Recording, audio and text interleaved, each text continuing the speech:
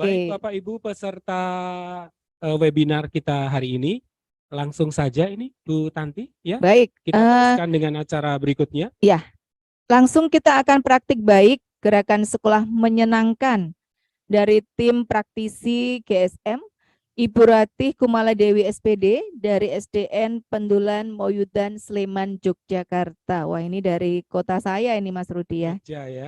Dari Jogja. Iya. Disilakan Bu Ratih sudah bergabung ya bersama kami. Sudah. Ya, silakan Bu. Iya. Masih Terima semangat kasih. ya. Masih semangat ya Bu siang-siang ini. Siang-siang masih sehat ini. Ini kebetulan semangat. ya semangat, masih semangat. Kebetulan saya masih di sekolah ini. Oh, Biar- luar biasa. ya, nggih. Terima kasih Bu.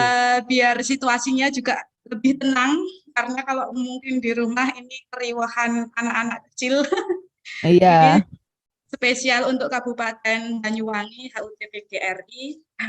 Kepada Bapak Ibu Guru, selamat siang. Assalamualaikum warahmatullahi wabarakatuh. Waalaikumsalam warahmatullahi wabarakatuh. Disilakan Ibu Terima juga kasih memperkenalkan atas. diri.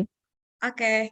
Perkenalkan Bapak Ibu, nama saya Ratih Kumala Dewi. Saya dari SD Negeri Pendulan, Kecamatan Moyudan, Kabupaten Sleman, Yogyakarta. Kebetulan saya di sini mengajar kelas 3, Bapak Ibu, kelas 3 SD. Nah, kemudian di sini saya juga bergabung di GSM kurang lebih sejak tahun 2019. Seperti itu. Nah, di sini saya juga mau istilahnya cerita tentang praktik baik dan dampaknya apa ke saya ataupun ke anak-anak kayak gitu. Jadi nanti semoga perubahan-perubahan kecil yang sudah saya jalankan bisa kita sharingkan di sini dan bisa bermanfaat untuk dunia pendidikan dan tentunya demi senyum anak Indonesia kayak gitu. Bapak Ibu, saya izin share screen terlebih dahulu.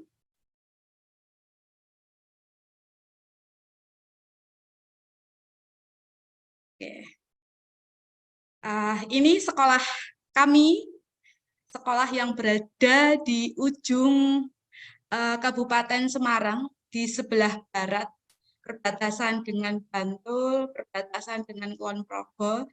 Jadi kami memang sekolah pinggiran, yang mungkin semula sebelum kenal GSM, Bapak Ibu, kita sekolahannya ya lempeng seperti sekolah-sekolah pada umumnya.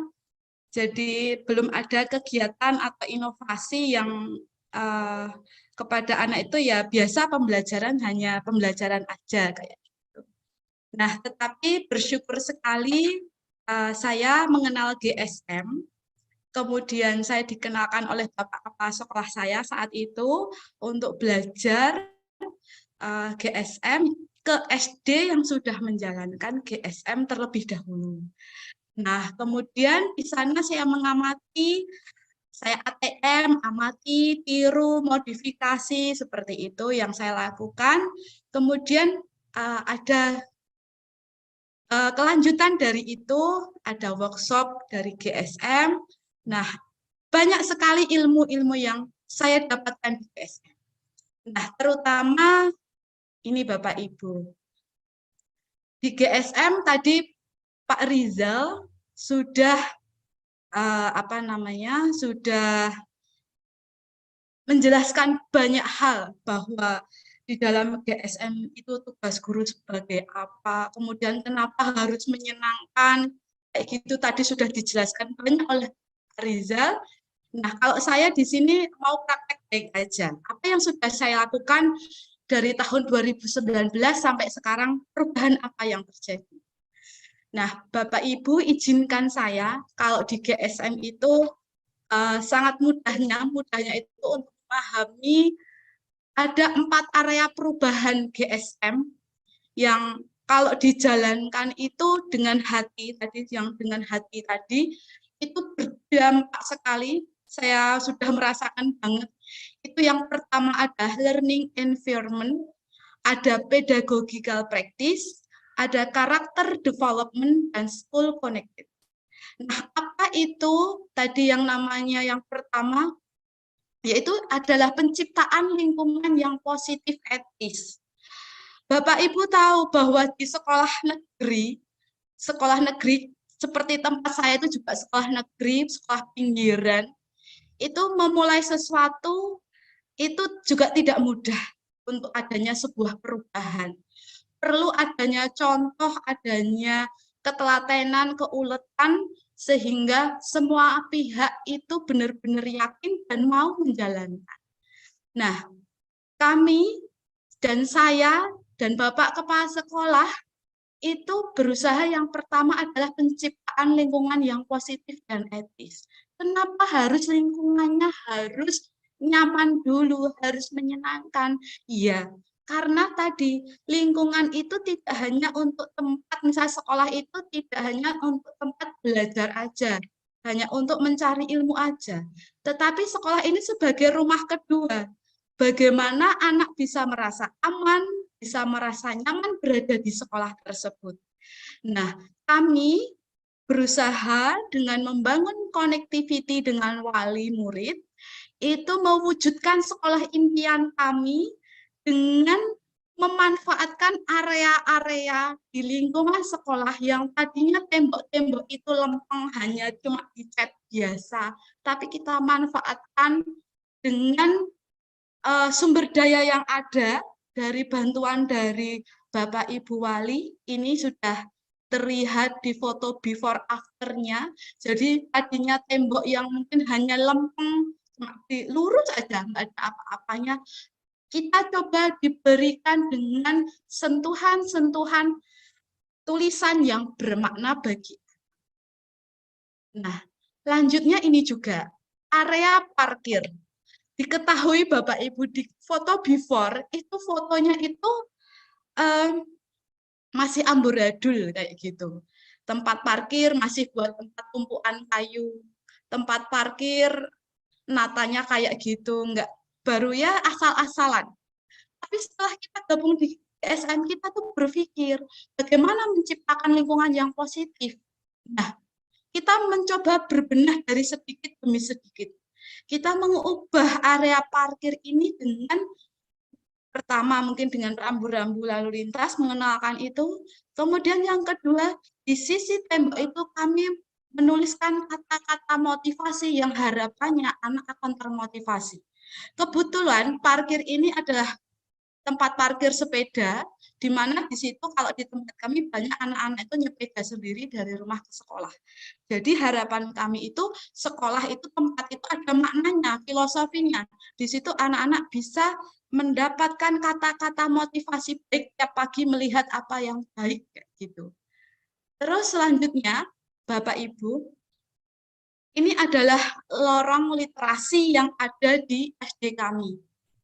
Semula terus terang di belakang gedung perpustakaan sampai gedung kelas 6 itu areanya berada di belakang dan banyak jamur, banyak sekali kerak-kerak hitam kayak gitu karena memang belum tersentuh kayak gitu.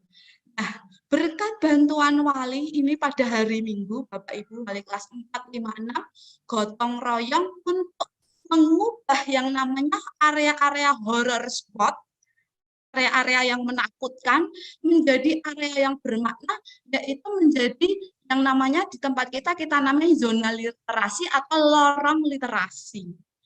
Nah, lorong ini juga di tempat kita mengalami beberapa fase perubahan. Kalau dulu cuma yang penting ada dikasih kayak gapura, kemudian tembok, sisi tembok itu dimanfaatkan untuk mading. Nah, tapi kita kendalanya pas musim hujan. Begitu musim hujan datang, rusak semua. Karena air masih bisa masuk. Berbenah, akhirnya kita mewujudkan lorong literasi itu ada kanopinya. Akhirnya literasi anak-anak, mading anak-anak tiap bulan itu berganti, aman, bisa dinikmati, bisa dibaca oleh anak-anak. Seperti itu. Lanjut, di galeri itu juga sama. Dulu di tempat galeri ini adalah tempat untuk tumpuan meja-meja yang tadinya berantakan dan lantainya itu berlubang-lubang, sekarang sudah seperti ini juga berkat bantuan wali juga, kerjasama dengan wali. Galeri ini kita manfaatkan untuk kegiatan seni atau memajang hasil karya anak. Kemudian di atas itu ada musola di sekolah kami, kemudian itu antara ruang guru dan gudang, itu kita manfaatkan lorong kecil itu sebagai zona permainan anak-anak, ada dakonnya juga. Kemudian di depan itu yang semula panas, gersang, juga kita manfaatkan untuk taman. Jadi anak-anak lebih nyaman kalau misalnya pembelajaran di luar kelas. Itu semua tidak lepas dari bantuan wali. Lanjut. Nah, ini salah satu area kita. Tadi di galeri, mau menuju galeri itu ada yang namanya di sini kebun. Nah, kebunnya itu kita setting, kita desain kebunnya bagaimana biar menyenangkan juga nih areanya. Kita kasih kayak kukusan itu. Nah, biar anak-anak itu kalau jalan juga lihat indah, sekolahnya itu nyaman, kayak gitu. Kalau pas ada misalnya kayak studi banding atau studi tiru ke sekolah kami, ini salah satu tempat favorit mereka untuk selfie, untuk foto-foto kayak gitu. Kemudian ini perpustakaan kami, kemudian di belakang juga ada lapangan sepak bola, kemudian ini, yang bawah ini, di antara kamar mandi dan ruang kelas, ini kita juga manfaatkan untuk arena permainan tradisional, Bapak Ibu. Jadi semua sudut, semua tempat kita manfaatkan, kita desain bagaimana anak-anak benar-benar nyaman di sekolah.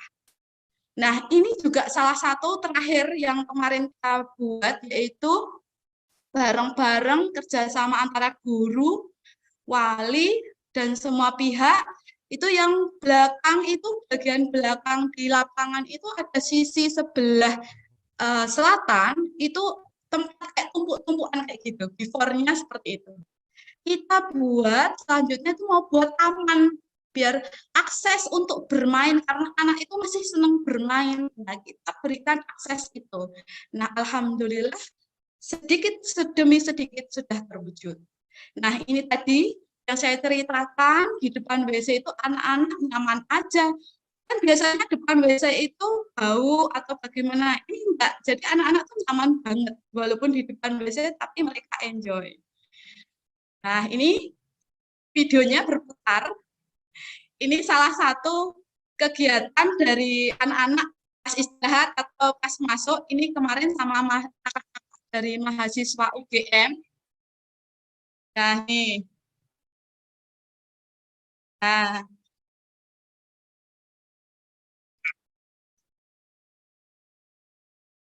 Nah, ini kegiatan bersama kakak-kakak mahasiswa, enjoy banget, mereka mau mencoba. Nah, kayak gitu tadi dari segi lingkungan. Kemudian ada yang namanya pedagogi praktis atau metode pembelajaran. Tadi sudah disampaikan Pak Rizal, banyak sekali sebenarnya. Mau metode apa, mau model apa, itu bisa semua. Nah, kita seringnya juga di GSM itu project, mainnya project. Udah sesuai banget dengan yang namanya di kurikulum Merdeka Belajar atau Merdeka Mengajar. Jadi, yang kalau udah GSM, saya rasa saya sendiri mempraktikkan kayak gitu. Udah GSM, mau diganti kurikulum baru, ya udah nggak masalah, yang penting mindsetnya kayak gitu. Nyatanya pembelajarannya nyambung-nyambung aja. Semuanya ada di GSM kayak gitu. Termasuk ini. Jadi anak-anak belajar misalnya tentang bilangan, menulis bilangan, membaca bilangan, kemudian ada PKN-nya itu bersyukur, kemudian bahasa Indonesianya itu membuat laporan. Nah, ini di-match-kan jadi sebuah kegiatan proyek di mana anak diminta untuk belanja dengan uang sekian, dapat apa aja, kemudian membuat laporan. Nah, buatnya sederhana, walaupun sederhana, bantu ibunya masak di rumah, berdoa sebelum makan, makan sampai habis itu termasuk rasa syukur. kemudian kalau udah bantu cuci piring dan sebagainya, sampai akhirnya anak-anak di sekolahan bisa bercerita. Nah, ini salah satu kegiatan pembelajaran yang ada di GSM juga. Tak lupa, kita juga beberapa kali dan sering malah ini ada home based learning. Jadi memanfaatkan ataupun belajar dengan lingkungan rumah. Jadi kita kolaborasi dengan orang tua dan yang ada di rumah. Contoh ini sangat bermanfaat banget, kena banget pas kita kemarin pandemi. Nah, orang tua yang udah terbiasa dengan proyek-proyek kayak gini, kemarin pas pandemi, ya lumayan tidak begitu kaget dengan adanya kayak kegiatan-kegiatan kayak gini di rumah, ngapain mereka, misalnya praktek, menguras bak air, kemudian mengubur kaleng-kaleng bekas, dan ini bagian dari pelajaran, tapi kita kerjakan di rumah dengan apa yang ada di rumah kita bareng-bareng lakukan, kayak gitu. Nah, ini juga termasuk praktek baik yang namanya pembiasaan. Pembiasaan membantu orang tua. Ini juga kita latih tiap hari. Jadi setiap kalau sekarang udah masuk gini, saya tiap seminggu sekali memberikan challenge kepada anak-anak untuk ayo lakukan satu hal baik untuk orang tuamu. Apa yang bisa kamu lakukan? Nah, ada yang bantu jemur baju, ada yang bantu nyuci piring, ada yang bantu buatin minum, kayak gitu. Nah, ini kolaborasi, beberapa kegiatan kolaborasi yang dilakukan anak-anak dengan orang tua di rumah. Kemudian pembelajaran juga lebih kontekstual karena anak-anak belajar langsung menggunakan media yang ada, kayak gitu. Nah, ini kemarin proses-proses perubahan wujud benda anak-anak juga langsung praktek kayak gitu. Nah, ini kenapa kita tadi penting adanya pembelajaran itu harus dari hati ini, karena kemarin dampak dari pandemi itu kayak terjadi menurut saya itu ada lost learning. Jadi anak-anak itu tidak bisa, istilahnya bukan tidak bisa ya, tapi terjadi keterlambatan yang mungkin seharusnya di kelas 3, kemudian tapi kayak pengetahuan atau mentalnya atau yang lain itu seperti kelas 1. Mungkin kemarin tugas-tugas di rumah banyak yang mengerjakan dari orang tua, atau yang penting selesai aja lah, kayak gitu.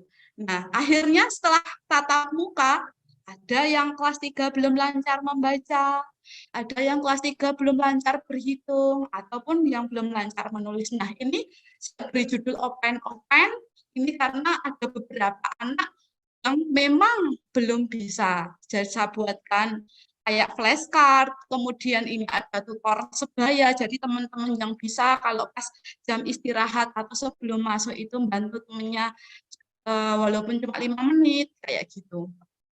Nah, kita juga berusaha setiap apapun yang dilakukan kita berikan penghargaan atau reward. Jadi di sini reward atau penghargaan tidak melulu di uang atau barang, tapi sebuah piagam kecil itu sudah membuat senyum-senyum mereka terukir. Nah, contoh yang sebelah kiri saya itu adalah saya berikan reward kepada anak yang berangkat paling awal. Nah, pertama, datang paling awal pertama, datang paling awal kedua. Saya berikan tuh reward-nya. Kemudian kalau dia piket, rajin piket juga saya berikan. Di sini anak-anak mendapatkan yang sebelah kanan itu dengan berbagai, mungkin dia murah senyum, kemudian dia sering membantu temannya, dia misalnya mau joinan sama temannya, berbagi. Jadi penghargaan-penghargaan di GSM itu tidak penghargaan yang hanya ranking 1 ataupun ranking 2, tetapi kita memberikan hal-hal yang lain yang mungkin bagi anak yang mempunyai kognitif ataupun akademiknya kurang, ini tetap bisa muncul kayak gitu Bapak Ibu. Jadi misalnya anak yang akademiknya kurang, tapi dia punya kelebihan, misalnya suka membantu temannya, murah senyum, terus senang menyapa temannya, itu kita berikan reward kayak gitu. Jadi dia mempunyai kebanggaan, motivasi dalam dirinya. Termasuk juga ini Bapak Ibu, saya pendekatan ke anak di sini tidak hanya kita itu belajar cuma mentransfer ilmu ngasih ini enggak, tapi bagaimana kita membangun connectivity dengan anak, olah rasonya kita munculkan dengan anak, membangun kekeluargaan dengan anak. Ini salah satunya, ini ada beberapa anak yang ulang tahun. Walaupun dengan nyanyian, dengan ucapan, dengan doa, mereka udah happy banget. Lihat dari senyumnya, dia tidak mengira kalau teman-temannya itu mengasih ucapan ataupun selamat. Terus ini kita tuh kalau istirahat, kita sering makan bareng anak-anak yang bawa bekal. Jadi kita sambil ngobrol. Kalau tadi mungkin pas pelajaran gitu ada yang mungkin nggak jelas atau ada bagaimana keluhan apa, kita bisa ngobrol sharing bareng nih bareng anak-anak. Kemudian nah ini karakter development atau pengembangan karakter Bapak Ibu. Kalau tadi karakter itu diibaratkan sebagai akarnya, pondasinya, akar kekuatannya. Di GSM ini bagaimana mau nguret-uret atau bagaimana istilahnya menghidupkan karakter, kalau karakter itu enggak dirangsang atau enggak ditumbuhkan itu kan juga sulit. Karena belum tentu di rumah atau di sekolahan itu mereka mendapatkan pendidikan karakter secara detail. Nah, di GSM ini ada caranya Bapak Ibu. Yang pertama ini melalui zona kedatangan. Jadi zona kedatangan ini tidak hanya sebuah tempelan atau hanya sebuah rutinitas, tetapi ada makna filosofinya yang penting. Filosofinya apa? Itu termotivasi datang awal dan di sini tanpa adanya paksaan yang jelas.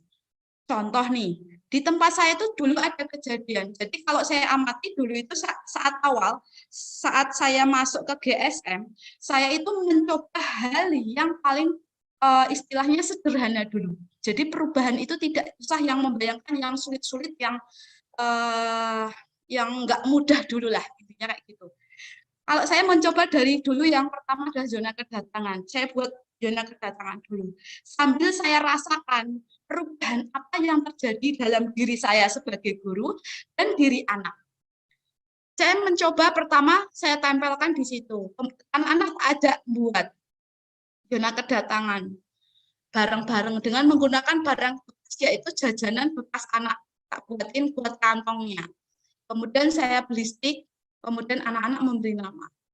Terus apa yang terjadi berikutnya saya jelaskan peraturannya, anak-anak itu termotivasi untuk berangkat awalan. Karena apa? Anak yang berangkat awal berhak memberikan note stick-nya itu di kantong yang pertama. Apalagi ditambah hari Senin upacara, saya memberikan apa? Jam reward kepada anak-anak yang berangkat dalam 1 minggu itu berangkat awal. Nah, itu juga tambah motivasi. Jadi anak-anak itu kayak rebutan berangkat pagi. Jadi yang semula mungkin orang tuanya mengeluh kalau disuruh berangkat sekolah itu bangunnya susah, tapi dengan adanya zona kedatangan ini bisa teratasi. Kemudian di sini juga ada nama zona profil kelas.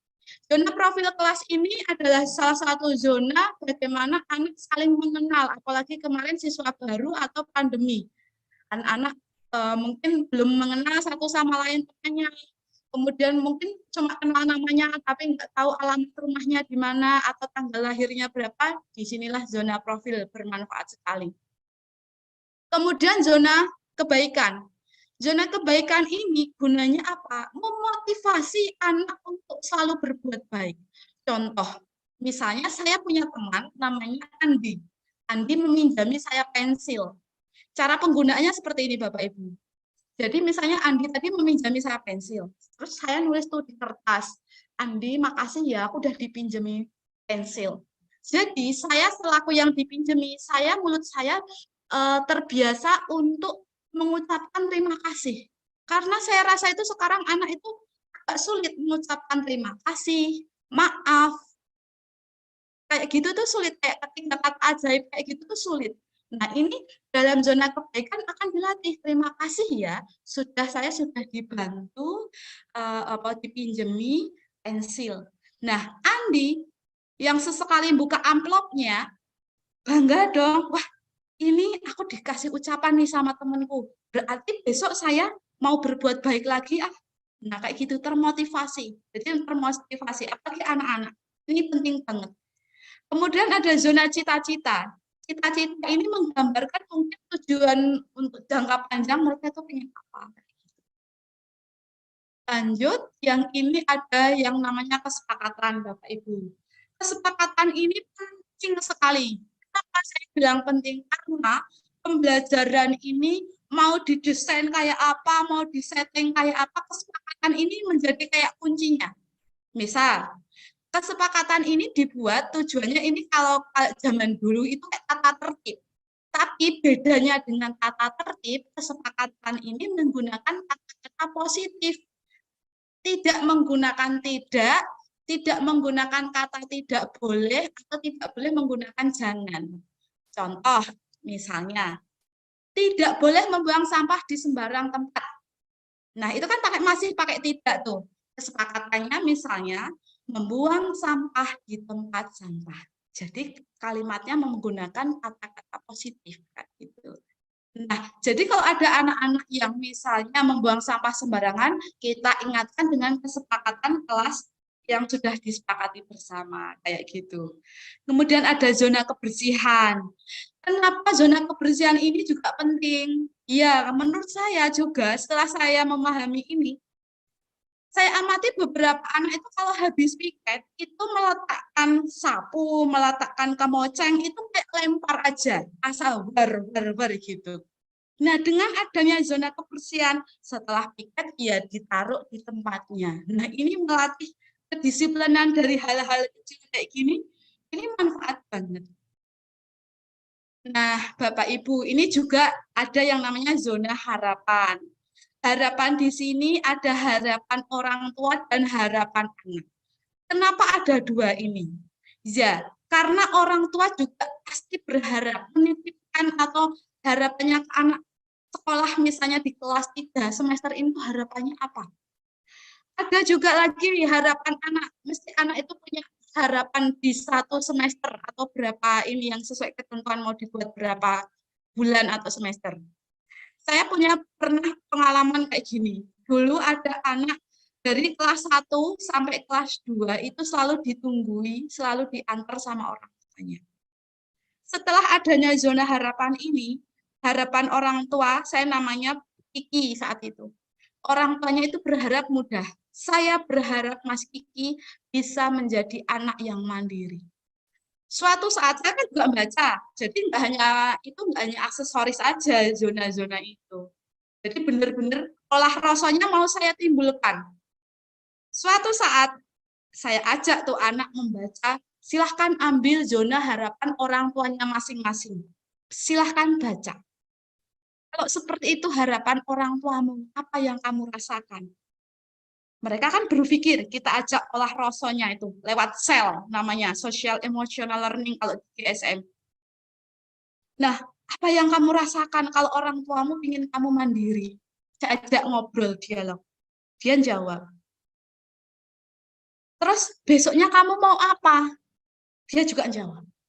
Akhirnya, tanpa adanya ataupun yang nasihat berlebihan, paginya dia pas diantar ke sekolah itu bilang seperti ini, Pak, saya nggak usah ditungguin, saya berani di kelas.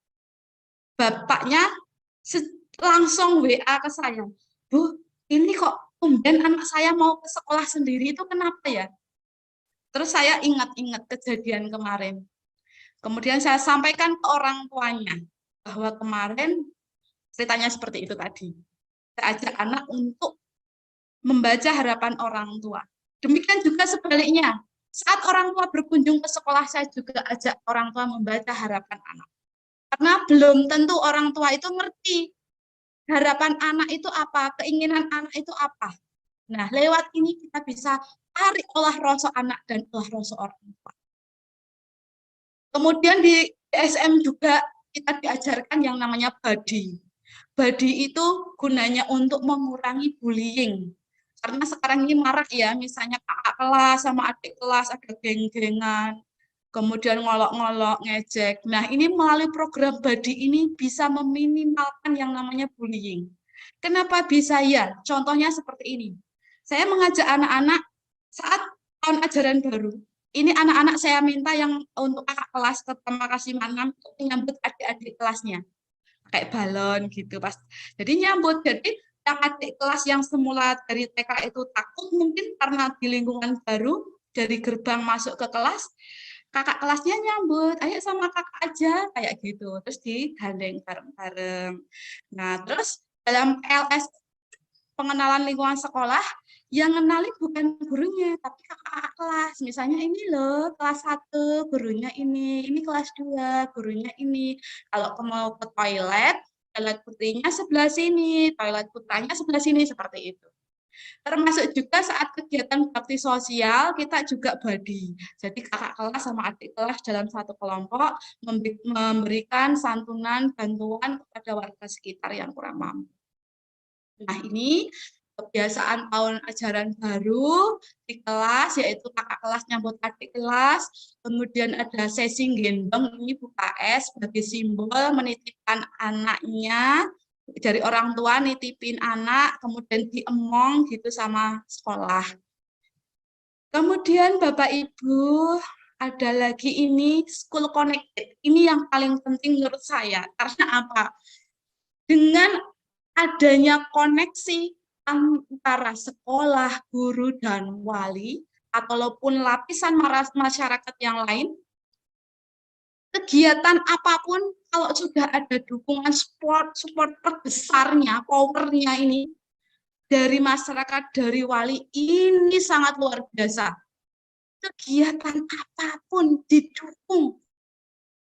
Nah, bagaimana kita membangun school connected ini? Bapak Ibu, selain kita mengundang wali untuk istilahnya datang ke sekolah, itu kan umum banget ya. Dan itu sifatnya umum. Nah, saya bersama guru lain itu mencoba ini. Pertama, kalau ada anak yang sakit, kita bisa bareng-bareng tuh jenguk. Itu juga salah satu membangun connectivity antara saya dan wali. Kemudian ini, Bapak Ibu, terus terang, saya menjaga membangun connectivity itu secara personal. Dalam artian tidak hanya sekedar undangan mengharap kehadiran Bapak Ibu untuk pertemuan di sekolah pada tanggal ini, hari ini, jam ini, tidak. Itu kan resmi. Nah, bagaimana kita membangun ini? Saya mencoba untuk masuk ke Bapak Ibu Wali. Yang pertama saya itu masuk ke arisan. Ternyata wali-wali itu punya grup arisan. Saya mencoba masuk demi untuk membangun connectivity. Saya ikut arisan. Ngobrol bareng. Jajan bakso bareng. Ini sering kami lakukan untuk membangun connectivity. Bahkan kalau ada wali yang jualan online, saya sempatkan untuk beli. Karena saya gini, kalau saya beli di tempat wali, otomatis saya itu kan ngobrol sama wali. Lebih dekat, ada omongan. Nah, kalau udah dekat, ada omongan, ada obrolan, dan yang lain, itu kan kalau ada apa-apa enak. Yang sebetulnya kalau saya mungkin beli di tempat lain, saya bisa dapatkan dengan harga murah atau lebih dekat. Tapi karena tujuan saya itu mau membangun connectivity, ini perlu sekali. Nah, setelah adanya connectivity, apa yang terjadi Bapak Ibu nih? Kita butuh tadi mau adanya taman sekolah. Bapak Ibu Wali gercep langsung membantu. Kita kalau kerja bakti nggak hanya istilahnya cuma kayak resmi gitu kerja bakti bener-bener ini, enggak, kita hore-horean sama mbah-mbahnya. Ini Bapak Ibu, di tempat saya itu ada 4 ikon mbah-mbah yang kalau ibunya nggak bisa, mbahnya yang datang ke sekolahan untuk kerja bakti, untuk gotong royong. Ini. Nah, kita seru-seruan nih. Nah, ini juga orang tua terlibat dalam pembelajaran, yaitu namanya parent teaching. Orang tua mengajar di sekolah. Orang tua mengajar itu nggak mengajar pelajaran, tetapi mengajar yang namanya life skill, kecakapan hidup, keterampilan hidup yang mungkin nggak didapat di rumah. Contoh ini, ibunya ada yang ngajari masang kancing baju. Nah, itu kan manfaat banget. Ya, kalau pagi-pagi udah buka penjahitnya atau malam. Nah, kalau kita udah bisa masang kancing baju, nah ini bermanfaat banget. Nah, ini juga bentuk peran serta wali. Kita mau ngadain pojok baca. Wali-wali siap backup untuk isinya bukunya kayak gitu. Nah, ini juga Bapak ini Pak Tri namanya, itu adalah salah satu wali tempat kami, dia punya usaha telur untuk apa? Ayam petelur. Nah, Pak Tri ini memberikan penyuluhan kepada anak-anak bagaimana cara merawat ayam, memberikan makan sampai nanti bagaimana. Kita diberikan modal sama Pak Tri. Jadi di sekolah itu pernah di belakang pojok itu ada kandang ayam. Jadi siapa yang ngasih makan ya anak-anak, siapa yang ambil telurnya tiap pagi ya anak-anak. Nanti dijual kemana telurnya? Yang beli bapak ibu guru atau yang lain. Nanti anak-anaknya hari ini ada telur sekian, jual sekian, harganya sekian. Jadi ada laporan uangnya masuk kemana? Masuk ke kas kelas kayak gitu. Nah, ini juga dari Bapak Ibu Wali yang mungkin jadi profesinya polisi, ini memberikan saat itu tentang anti korupsi, pendidikan anti korupsi. Nah, Bapak Ibu Wali, Bapak Ibu Wali ini juga berkontribusi dalam pembentukan lingkungan tadi. Contoh ini tadi. Jadi ibu-ibu ini semangat banget, Bu, bilangnya gini, nggak usah nunggu bapak kelamaan udah kerja, Bu, kita aja yang ngecek, yang penting kita dikasih konsep. Jadi sekolah ini menjadi seperti ibu-ibu, ada emak-emak strong di belakang layar ini. Nah, kita juga ngadain tuh sesi hore-hore setelah kita capek, mungkin ini kegiatan rutinitas sekolah, kita ada sesi kayak jalan-jalan bareng, naik kereta mini kemana gitu, kita bareng-bareng untuk ya refreshing setelah tes atau apa, ini juga rutin dilakukan di ibu-ibu wali juga. Nah, ini rekreasi bareng. Nah, kemarin juga ini saya tampilkan di sini saat pandemi. Begitu Bapak Ibu dengar kabar, Bu, besok sekolahan udah mau mulai lagi, bisa tatap muka, kita nih semangatnya luar biasa. Langsung, Bu, kapan kita kerja bakti membantu Ibu di sekolah, kan kelasnya mesti kotor, udah 2 tahun nggak kepake, udah ini. Nih ibu-ibunya gercep banget menyambut anak-anak, biar besok kalau anak-anak datang, kelasnya udah bersih, udah rapi, tampilannya juga menarik. Nah, ini berkat dukungan wali. Nih, termasuk yang lingkungan jalan, penataan ulang dan sebagainya. Ini juga wali.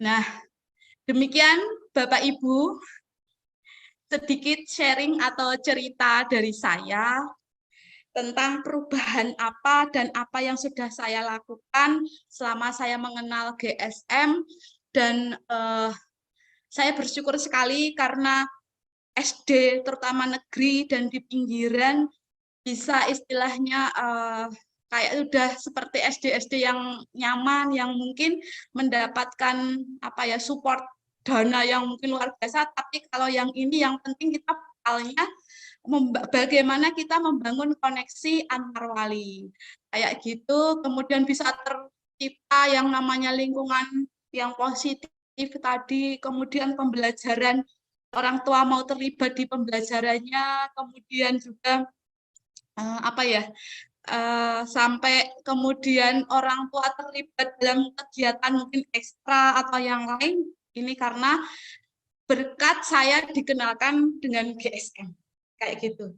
Terima kasih, sedikit pemaparan dari saya kembalikan ke mungkin moderator. Saya akhiri, nanti kalau ada sedikit diskusi boleh kayak gitu. Terima kasih. Assalamualaikum warahmatullahi wabarakatuh. Waalaikumsalam warahmatullahi wabarakatuh. Luar biasa. Paparannya sangat menginspirasi ya. Iya, betul. Yang dilakukan sederhana tapi begitu mengena gitu ya, dan langsung menyentuh pada murid, dan hasilnya wow, luar biasa. Mudah-mudahan ini bisa menginspirasi kita semuanya Bapak Ibu guru yang ada di Banyuwangi ya.